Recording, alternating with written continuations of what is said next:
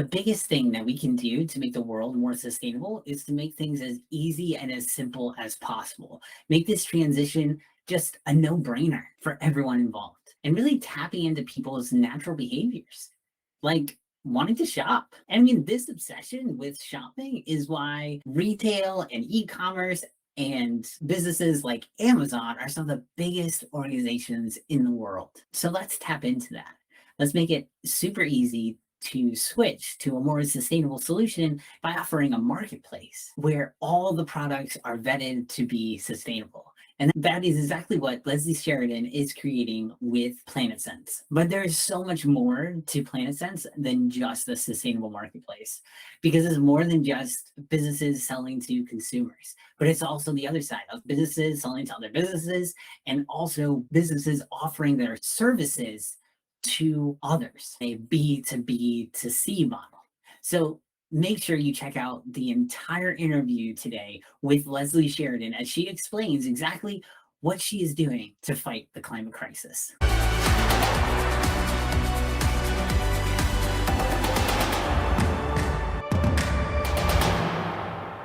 Leslie, do you mind telling us about Planet Sense and what you guys do?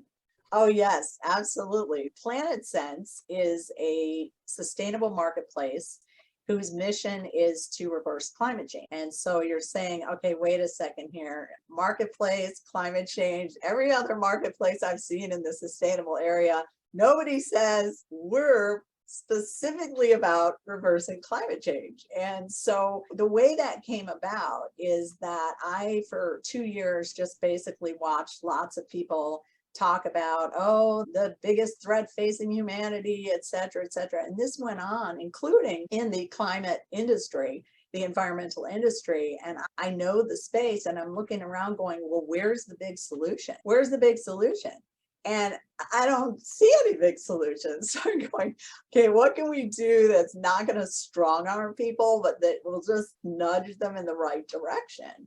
Or make them totally go on. And I said, it can't be something where you're strong arming people. It has to be something where people will go, yeah, I could do that. I could make that chip. So this drove me crazy for 2 years. And one morning I woke up and I said, everybody shops. And so why don't we do a sustainable marketplace specifically with the purpose of utilizing sustainable purchasing to reverse climate change? Because obviously climate change is very tied to what we are doing, including all the shopping, etc. So this is how it came about, and it's actually pretty funny. People who know me, I'm about the lowest consumer you could possibly imagine. I just don't buy a lot of stuff. I don't need a lot of stuff, and so it's funny. But Planet Sense basically is a B2B to C model and a B2C model. So what I mean by that, it will serve consumers as well as businesses. And as there is nothing out there right now that captures both of those markets, and there's nothing, and because you as a consumer, we have to run around for this and that. We got this little sustainable marketplace over here, and we've got Trader Joe's over there. We have this purchasing company. Nothing is all in one place. So people are running around, and this is 2022. There's no like a sustainable products and services marketplace like an Amazon. And the majority, almost all, like I would say 99%, if not 100, have services. And so what you find on the business side is all the same problem exists on the business side. You see the business side people, amazingly, procurement people say, oh, the same thing's happening. They're going to Staples for paper products. They're going to IKEA for green recycled furniture, etc. But they're running around just like the consumer. And this is astounding. It's just absolutely astounding. So our model allows both the consumer and the business purchaser to find everything they want in one place. And on the services side, people literally, you ask anybody, it's called internet search. They're going around here and there and everywhere. Okay, there's solar installers, there's green architects, there's green landscapers, there's green consultants. Where do I find this? I got to sit there and spend hours going through the internet. And then how do I know? Are these people that are vetted? Are they really sustainable? So you don't really know. And our model will have a lot of vetting built into it. So the vetting will be very extensive. So in sustainable marketplaces, you might find a couple that say fair trade, organic, or cruelty-free or whatever, we will have that on steroids. We will have that on steroids. And a lot of people will say, how do you compete with them? And what's interesting is, because going back to my original mission that we need everybody on board to reverse climate change. We don't just need this or that or whatever. We're inviting sustainable marketplaces into our marketplace. So you might have one that focuses on food. You might have another one that focuses only on home, et cetera, et cetera. And 98, 99% of them are all B2C. They're all business to consumer. So you're going, really? So how do we help them? We help them by saying, you're not a competitor. You're somebody we want in our marketplace, and we can open the entire business market to you. So it's a win for them. It's a win for the businesses. Now it gets even more exciting because on the business, we have a B2B2C model. And what that means is businesses can use us as an employee benefit, use our marketplace as an employee benefit, as an employee, customer, partner, or supplier incentive, recognition, reward, team building tool, training tool, etc. So what's great is they don't have that right now. Now, why is this important to businesses? This is important because businesses, unfortunately, for many years, and they've been coddled by the baby boomers like me, they've gotten away with greenwashing for years. Slap your name up on a conference and say, I'm sponsoring this, put your sustainability person sitting on a panel, aren't we wonderful, whatever, but where's the action? And millennials and Gen Zs are demanding this action. And so companies see this going on around the world, and they're saying, wow, we need to do something. And what makes it more interesting is they need to do something measurable and meaningful. So this is something that millennials and Gen Zs are all about. They're saying, you could say that you're doing carbon offsets, and some companies are doing that, but most companies are like doing nothing. Like, maybe I've got a recycling plan in my company or whatever. They're just not doing anywhere near enough. So basically have a bunch of people on their backs. So here are the people they got on their backs. So they got consumers. 66% of regular consumers will purchase a regular, not green, will purchase a sustainable product over one that's not. Those numbers for millennials and Gen Zs are 87 and 94%. So if you're a company and you find out that figure, you better be shaking in your shoes. And it gets even worse because those two generations, which will be the 75% of the world's population in 2050, 75%. So you're a company, and now you got boomers saying, look at the millennials and Gen Zs. Then those two generations, 36% of them will not take a job or stay at a job at a company that is doing something bad for the planet. Think about that. So now you got consumers on your back. Now you have employees on the employment market on your back in an already short labor market. And then you have investors on your back. And investors, this is really good news for us environmental people. Just in 2019 alone, investors, the percentage of investors asking companies for environmental impact reports went from 40 to 75% in 1 year. So these companies, they know if I want investors or if I want to keep those people investing in me, I better do something. Now you got shareholders sitting on your board and they're saying, oh, you can't get away with this anymore. Now you got partners and suppliers and they're saying to you, hey, guess what? You're a partner or supplier. We're being forced to green up our supply chain, and that includes you. So you had 6 contingencies on your back. You're seeing climate strikes all over the world. You've been greenwashing and you're saying, okay, people aren't buying the carbon offset thing unless it's independent third-party verified, saying that, yes, you are planting all those trees in Uganda or whatever. And so as a company, you are scrambling to try to find something that's going to help you attraction and retention of consumers, employees, investors, partners, and suppliers, and shareholders. You are scrambling for something that shows them measurable action. So we can show them this is how much of your purchasing is rising. This is how much of your reputation and this and that and the other polls, etc., is changing.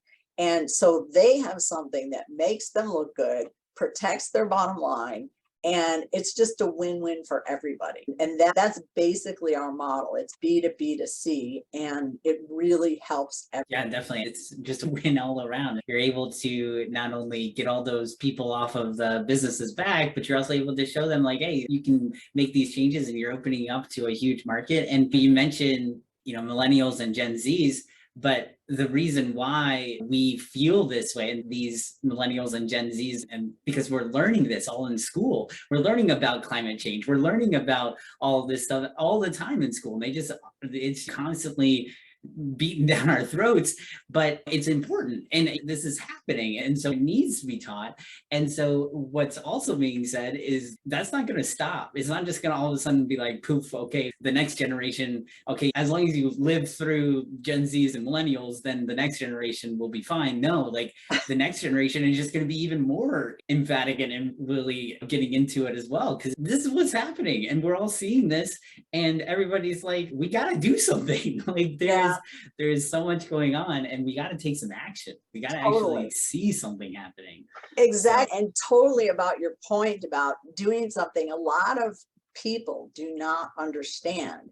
They think this is a future problem. So they're going, okay, it's a future problem. Okay, I might recycle more. I might do this or that. That'll get me off the hook. And a lot of people, one, don't know about it. The people outside of our tribe, basically the non-green people, they don't even know about it. And there will be an educational aspect to our website as well. And the reason people don't know about this is in 2019, think about this. In 2019, the major media in the US, CBS, NBC, even PBS, ABC, blah, blah, blah, the major media in 2019, the average number of hours among them, the average number of hours for a year that they covered climate change was 4. That's not only irresponsible journalism, it is criminal journalism, costing people's lives, costing them to lose their land, etc. And the thing is that people won't take action on what they don't understand. I'm a salesperson of many years, and if you don't teach people what the problem is to begin with, you can't sell them on it. And this is the problem. The other reason why that this is a problem is that people with this whole, it's a thing in the future, people don't understand this has been going on for a very long time. So in 2017 alone, there were 68.5 million climate refugees in the world. Million. Most people don't know that. Now, why don't they know that? They don't know that, one, because the media hasn't been doing its job. But number two, they don't know that because they are mostly people of color and they are poor. And unless you are a white person in a developed country, like we've seen with the vaccine thing, forget that Africa only has 3% of people vaccinated. It's out of sight, out of mind. If it's not a white developed country, it's not a problem. It's ridiculous. And so people don't realize this has grown exponentially since then. And it will keep growing. And even just this week, I have interns around the world, everywhere is just hotter than hell. It's no matter where you live. And this is going on. And then you see the fires in Spain and you see the floods in Bangladesh this week. And it's just on. And this is only getting more frequent. It's only getting more severe. And we need to start thinking and looking at all these people that are impacted. We need to look at them like they are us and they are our own loved ones. And this is for me, this is the bottom line for me as to the passion that is driving Planet Sense. I love the environment. As you can tell by my background, I love the environment. But for me, Billy, this is about people. This is about people's lives. This is about people being alive, not having to go to another country and beg their way into another country and then have that other country say, oh, this is the only space we have. You get to live in squalor without even clean water or one toilet for 50 people. And this is going on. It's been going on and it's getting worse. And so we have to start looking at this.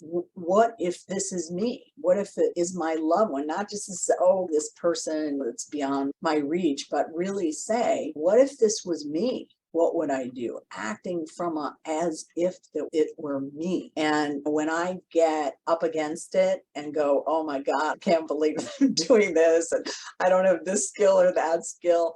I have 2 plants behind my computer and I have pictures of climate refugees from around the world hanging, and several of them are from my own intern after cyclones, pictures that they took. And when I look at those, it constantly reminds me, even though I might be up against it, I might be going, oh my God, I'm overwhelmed. All I need to do is look up, and that reminds me of why I'm doing this. Definitely. Yeah. And I heard one story before too about a guy who lived in Florida. And as a kid, he was very poor in this area of Florida. And each year the hurricanes would come by. And one year it happened where they got something, maybe a branch or something fell through their roof. And so they had a hole in their roof. And so each year it just kept getting bigger and bigger because they couldn't afford to fix it. And so it was this thing that they would walk into their living room, because it was right in the middle of the living room. And it was just like this big elephant in the room that they couldn't talk about. Anytime they talked about it, their parents like got really mad at them. And it's like he's living in this for almost all of his life. And so he isn't like one of those people that really cares all about the environment or anything, but this was so real for me. This was my life. And because of climate change, of coming through with the storms just getting worse and worse. And when they come through every single year, and there's a lot of them, right? It's causing this destruction on these homes. And for people who are poor, who can't afford to fix their homes every single year, it's what do? You live with a hole in your roof. And I just think that's crazy. And so even though a lot of people say, oh, climate change, it's something that's happening in the future. No, it's happening now. There is evidence happening all over the world that it's taking place and it's happening, and we got to do something about it. Yeah, and there are water wars that are being fought already. And it's been proven that if we do not do enough about climate change, the wars in the world will increase by 26%. Right now, there are 5 million deaths a year due to climate change. This makes me very angry when I know these facts and see nothing is being done. It's just not acceptable. And then we're not even looking at the other things that are all involved. So for instance, health, we think COVID is bad. That's going to be a walk in the park compared to what is coming. You already see this in some of the diseases and the waterborne things and the locusts in Africa eating all the crops, and the hotter the environment gets. And you see it. They are also saying that per year, if we don't do something, it's going to take $83 million just out the window in the economy. And that's a small estimate. I heard that it was going to be taking like something like $32 trillion worldwide to pay for climate change and all of its reparations in the future. So if you're talking about, oh, we don't want to spend a couple $billion, like this is going to happen, and it's going to be 30 some trillion dollars a year. And it's just going to continue to expand on itself, which is how we won't want to happen. Yeah. And we want to get the media to really step up, because even since 2019, it's not happening. You see what the media loves and just sensationalize the hell out of the newest disaster. Oh my gosh, look at all the cars floating down the river and the houses, etc. But many of them, there's no comment at all about the connection to climate change. It's all the sensationalism, but no connection at all. And one does wonder where's the connection between their funders and why this is not? Yeah, you have to wonder. And it's just, you have to wonder why we can't get more of that out there. There's also the side, like we get a lot of disaster news. So that's this bad stuff is happening. And then, oh, they might mention once in a while about how climate change is changing and it's getting warmer or whatever. But then there's no mention as well about all these things that are happening out in the world that are people making a difference, trying to fight against climate change, that there are ways to impact the climate like you guys are doing, you guys are trying to do. And that needs to be told too, that there are these issues and we see climate change causing all of these problems, but that there are people who are trying to solve those problems. Oh, I'm so glad that you mentioned this because I'm so with you on this. And there have been studies about this, about the fact that you have to balance educating people about this and the severity of it and what's really going on without scaring the hell out of them. Children are already just scared beyond belief. You have people in the millennial generation that are saying, or Gen Z, Gen X, I don't even want to have babies because of this. That is shocking that we've gotten to that point. And what is interesting is we have to balance between this is how severe the problem is, and to your point, but let's look at some of the wonderful stories. Let's look at some of the wonderful products that are coming out that you've never even heard of. A month ago, this company is trying to get rid of single plastic bags, and they're making them out of mushrooms. And then you take the bag home, you put it in water, and it totally disintegrates. It's really cool. And so we need more coverage of that. We need more coverage of people like you that are saying, hey, I want to get out there and I want to share this positive news. I want to show you that this can happen, and the inspiration, the victories of, hey, in the UK, they're charging people if they're using a car instead of a bicycle, and these kinds of things. And the other thing is it gives people the idea that, wow, I could do that in my town. I could do that. And a lot of people, they get overwhelmed. And I see this in my business, in coaching as well, that people get overwhelmed going, I'm just one little old person. And I tell them every single major change in history has started with one person saying, I've had enough and this is what I'm going to do. And then I'm going to rope a bunch of people in and we're going to make this happen. Every major change and everything that is quote unquote impossible. It was impossible to fly, and then the Wright brothers came along, and women weren't going to get the right to vote, and on. Gandhi, Martin Luther King, Dolores Huerta, every single major change that was supposedly impossible was happening because people said, let's do this. Let's band together and let's do this. And this is where Planet Sense really is looking to do, is bring everybody together and say, come on, we can do this. Let's roll up our sleeves. Let's get away from the, I'm competing with this, whatever. Let's just get all on the same page and let's do this. Definitely. And it's the kind of thing too, where you don't have to be the community person who's out there raising the flag and protesting or getting a bunch of people together. You can be part of lots of these groups that people have already formed that are out there doing this work. So you don't have to be, if you're not that personality to go out and lead, you can be a follower too. And we need those people as well. We need those people who are willing to say, hey, I don't agree with this either, and there is something I can do to help. And even if you want to take even a further step, there is so many jobs out there now that are working with companies that are extremely either fighting against climate change, like lots of the companies that I've interviewed, and then also other people who are being more and more eco-conscious. They're doing more and more things to become climate friendly and really be able to get that thing across. So it's not as like impossible as it was maybe 10 or 15 years ago, where it was just like, okay, you could, maybe you're a person who might be able to join a zealous group who's trying to change some policy in the government. Like, we need those people too. But if you're not one of those people, there's so many other things you can do as well. So it's really just, what is your talent? There's something out there for you where you can really take an action and be a part of something great. So I totally agree. And the other thing is the power of the dollar, because when you think about it, sometimes, unfortunately, a lot of the time, that's what companies understand. Unless it affects their bottom line and their reputation, it's like, out of sight, out of mind. So this is Planet Sense. Boycott, a boycott. While you are also boycotting, stop purchasing and supporting, putting your money in banks that are some of the biggest funders of oil drilling out there. You have to also vote with your principles, vote your values, because who you're getting into office matters.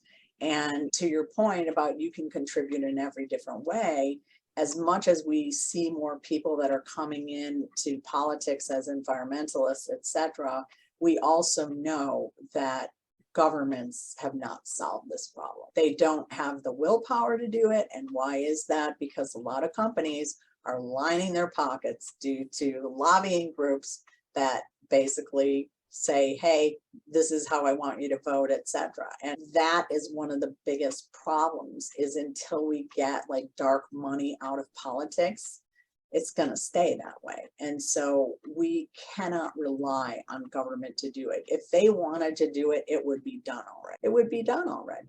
And it's not. So what we need to do is we need to remember the point of people power, use our dollars, shop and vote our values. It matters. The minute we see this all the time, the minute people say, okay, I'm not buying from that company, and then the company sees this going on. This is why what I talked about earlier with the numbers of consumers that will purchase it with their dollars, or they will not work at a company. That's pretty stark. And then you have the investors. I'm not going to invest in you unless I see a really good environmental impact report. So all of these things matter.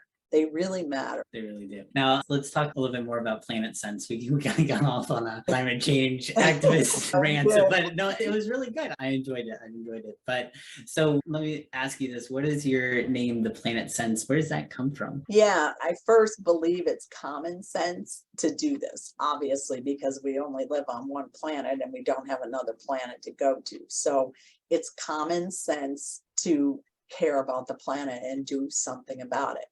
Now, Planet Sense itself is just a brand name for the intangible currency that will be used on the marketplace. It's not an NFT. And by the way, we are doing nothing with NFTs, but it's basically a brand saying this is how many cents you have to go and spend in the marketplace.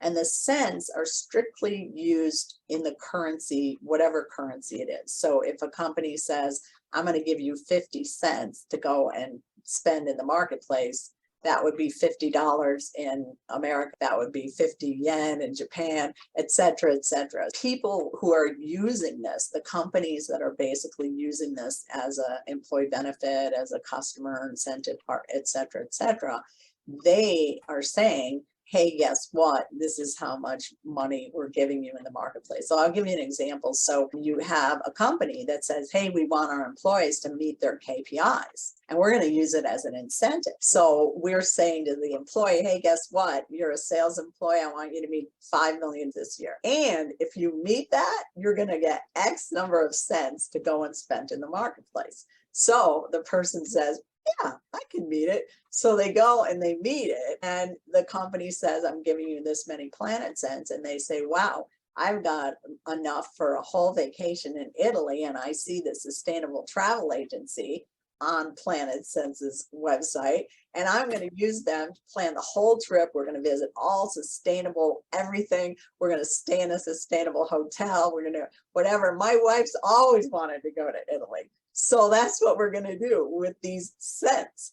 And so it's common sense and it's Planet Sense. Awesome. I love that. That's great. And I like on your website, you mentioned dump Amazon and choose something more sustainable. And so is your goal to reach to the point where you're meeting that point of being even more than Amazon? Because you guys are providing way more than what Amazon is providing. You're providing this marketplace for not only businesses to reach consumers, but also businesses to businesses. So there's another side of it as well. Yeah, so, it's funny that you bring this up. That the whole Amazon thing is literally one of the number one things that comes out of people's mouths, including investors.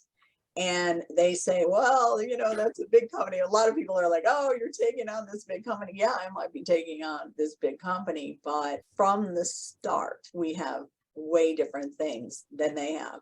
one of the things, of course, integrity and values. And everybody knows the reputation of the head of that company is not really aligned with that and the behaviors and such.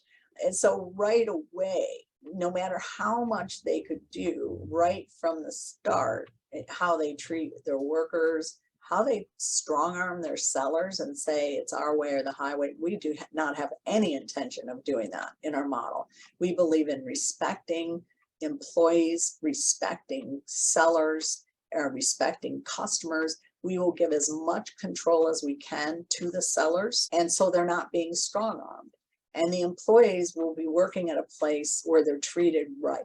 Amazon has, yeah, they just moved up to $15 an hour, but they have 150% turnover rate. 150%.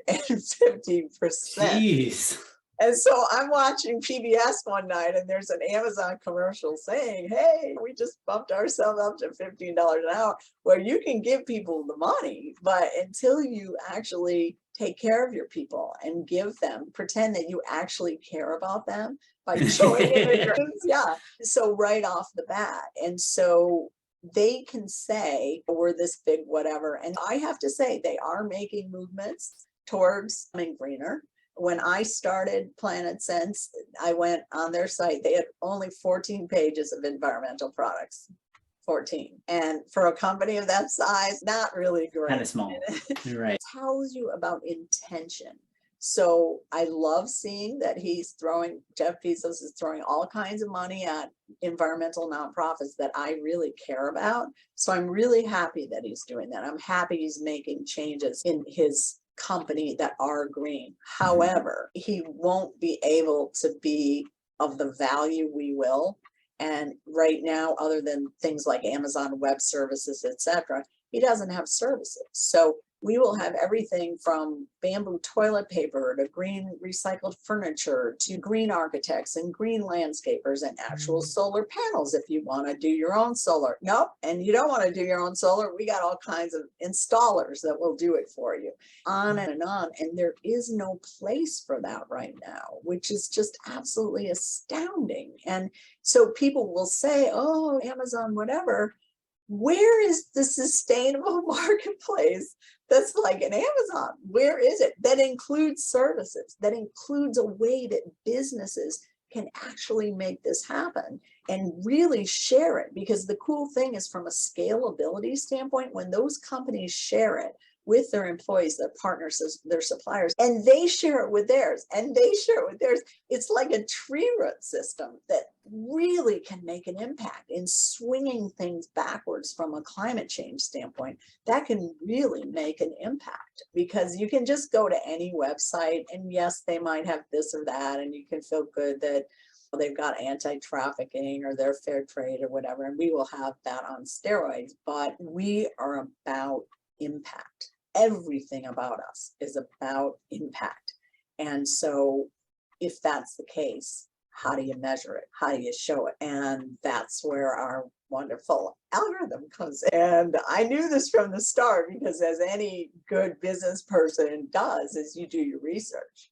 You do a lot of your own research, and it's not out there. No one had this. And it's going to allow you to vet these companies as they're applying to be on your marketplace, or how does the vetting happens on it in a different manner. So the impact technology will not do the vetting, but we will have an extensive vetting process. So nothing like what exists right now. Like you go to a website and they got fair trade and anti-trafficking and cruelty-free and whatever. We are that on steroids. And what's interesting, it's not just about the product, it's about the company. So you could have the most sustainable company in the world, and if they are doing bad things, and if they are saying we're sustainable in this way and they're still dumping oil in the ocean, not going to work. They got a bunch of lawsuits against them that they're that kind of company. No. And then we also have a feature built in where you could be a big company with lots of money, and you could say, oh, okay, we got these 3 organic brands. Yes, you can put those on there. However, 95% of what you do is not sustainable. So 95% of your stuff, if you're a big food company, is filled with GMOs and you're doing bad agriculture practices, etc. That doesn't cut it with our website. So they could come and they could literally say, okay, I'll pay you to make us look better. And sorry, I don't care who you are. I don't care how famous, how big of a company you are. We are throwing the gauntlet at your feet and saying, the more sustainable you are, you're going to have a much better experience and have more customers here. If you're not, this is it. The whole site has a carrot and stick mentality. So there will be carrots in our model and there will be sticks in our model. And if you're somebody that is doing mostly sustainable, you will see what those are. And our incentive there is get more sustainable, become more sustainable. It's better for all of us. It's better for your bottom line. It's better for the planet. It's better for yours.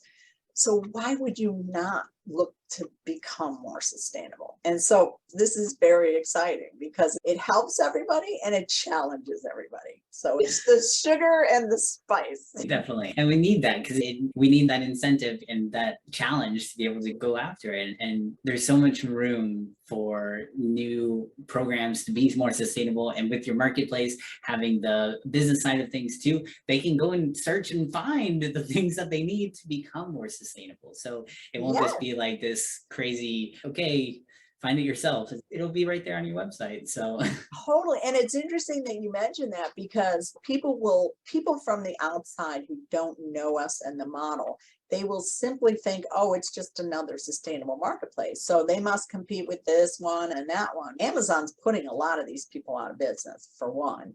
For two, we don't compete with them.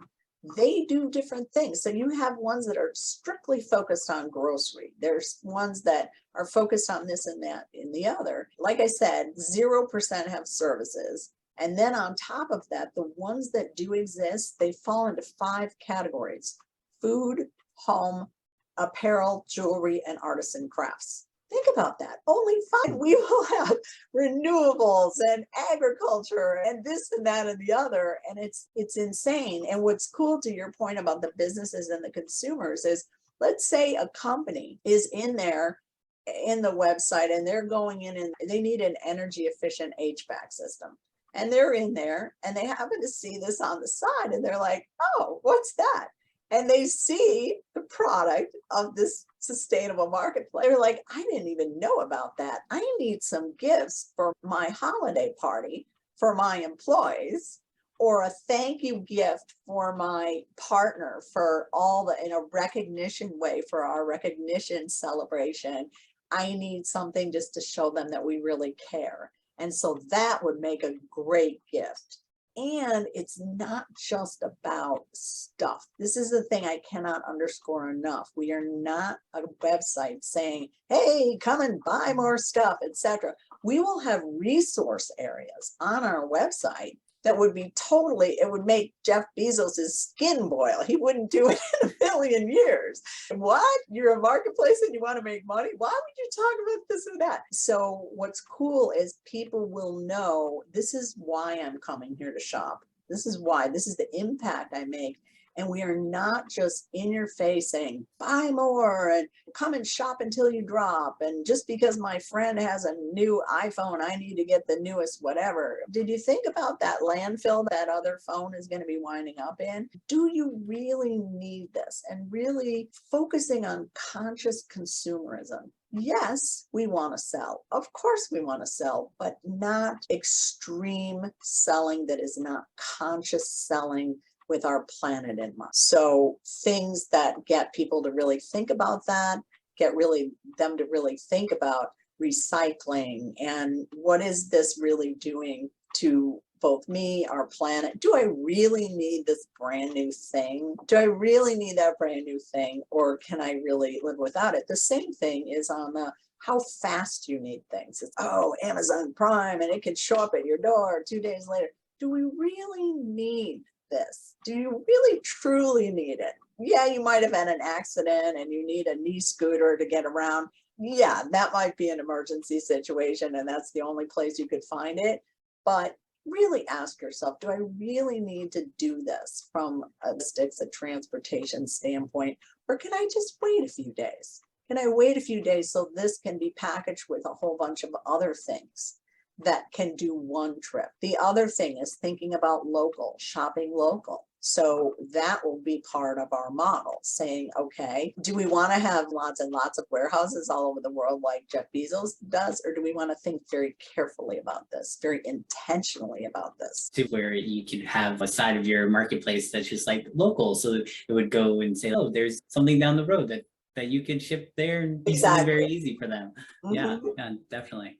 And I know you guys, you've got the algorithm that's coming out in less than a month, you said. What are your other big milestones that you need to hit before this goes live? Yeah. So number one is I need a CEO. I need a CEO with e-commerce experience. I don't have e-commerce experience. So one of the key things I think for people to realize is we don't know it all. We don't know it all. And the first thing is admitting, hey, I don't have this experience. I don't have this knowledge. And I need that to happen ASAP. Because right now it's me and a bunch of wonderful interns from around the world. I need this to happen. I need it to happen right away. So the key with that is I need someone who has the e-commerce experience, but they also have a passion for our mission. They just can't go, I have the experience. They must have the passion. They don't need to be as rabid as I am about it, but just so they have the passion, because you and I both know if you don't have passion about something, it shows up. It totally shows in your results. It totally shows. So that's number one, need to get that. Another is investors. So investors are critical. I am not in a position to fund this myself, unfortunately. That's not great. I don't have the friends and family that have it either. So what I really need is investors. I prefer angels. Angel investors have their heart in the right place. They really care about this issue, and they do not have any problem throwing down the kind of money we're looking for. In fact, there's a lot of investors looking to do that. The investment space, the ESG, environmental, social, and governance space of investing is the fastest growing area of investing in the world, and it's producing almost 1.5 times the regular stock market. Then you throw in the pandemic, then you throw in all the market ups and downs happening because of the war in Ukraine, and it's a volatile market. So this is a very stable investment. You're getting more for your money. And these people, the investors, when they're angels, they won't have a problem with this. We're not asking for a ton of money.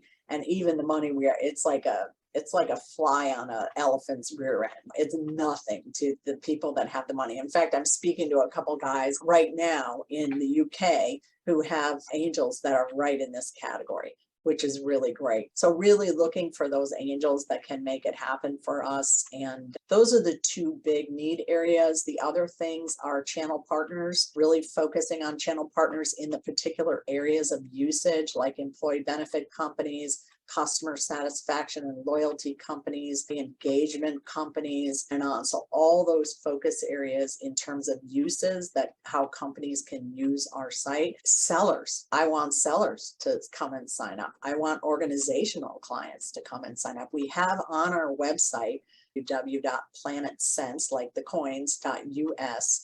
And we have that very front page where people can sign up as consumers, sellers, and organizations. The reason that is important is not only to get people to sign up, but the larger the list we have, we can show investors this is the list of people we have. And that's important because you can't show the revenue because you're an e-commerce site and you need the money to build your site. And without the site built, you're not going to be making any revenue.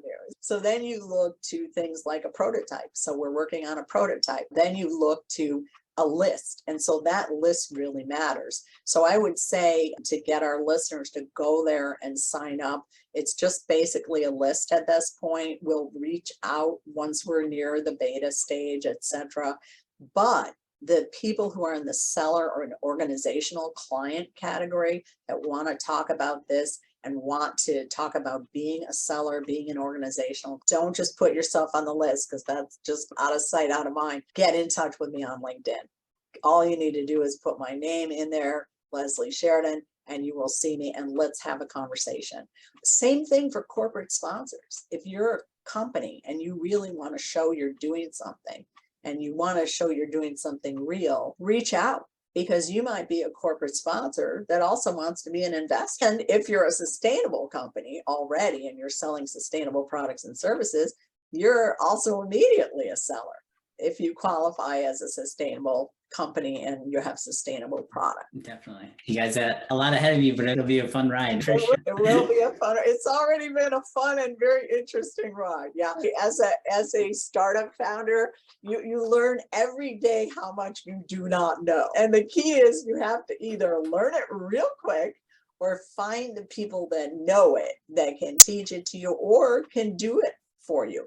Even in my intern team, I have interns, especially on my tech team. They've taught me things I didn't know. My digital marketing team, they've taught me things I didn't know.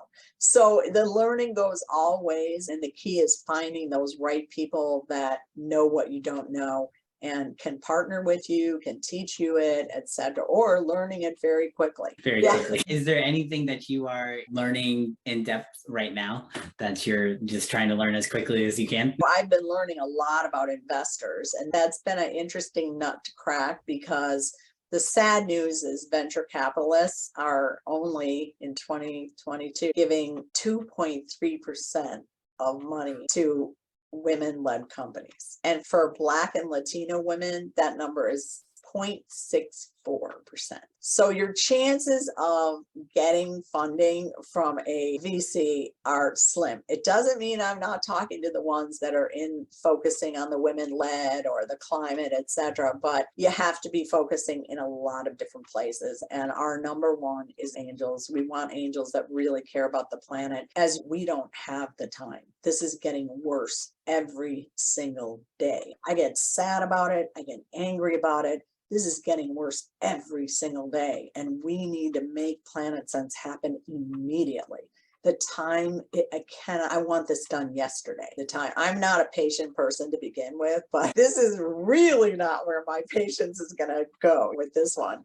And it's just learning a lot about the investment space. I've learned a lot about that already. The big one also is balance and managing the stress. The other thing is trust, because when you're short on people, when you can't afford hiring people, it's about trusting the people that you have, that you know, and doing your due diligence on them, but then trusting them.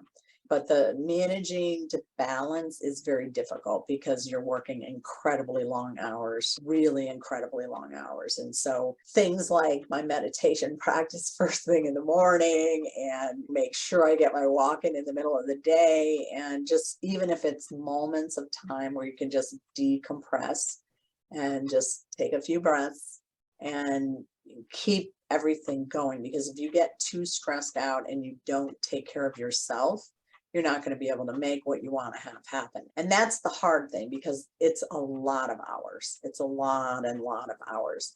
Luckily, it doesn't feel like work, because I have to make this happen. And if I didn't go for this, I would regret it the rest of my life. I want to leave this as a legacy, saying we did this together, and that's what I want to have happen. But in the meantime, it's a lot of focusing on keeping balance. Definitely, balance is so key. So let's finish up with this last question here. If somebody would like to reach out to you, if they're an investor or any of those things that you mentioned before, how can they best get in touch with you?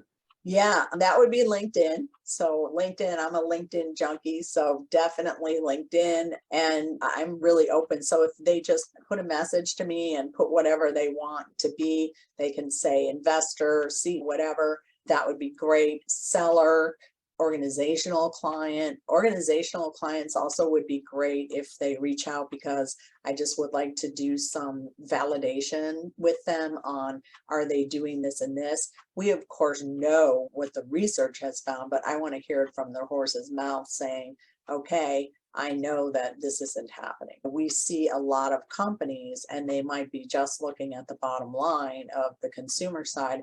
They haven't even thought, how are we embedding sustainability in the rest of our organization? And we can help them do that. We can help them do that with their employees and with their customers. And even if somebody is like an Uber and they give this to their employee, that person might have a startup company and they're like, this is cool. I'm going to use it as a customer loyalty tool with my customers.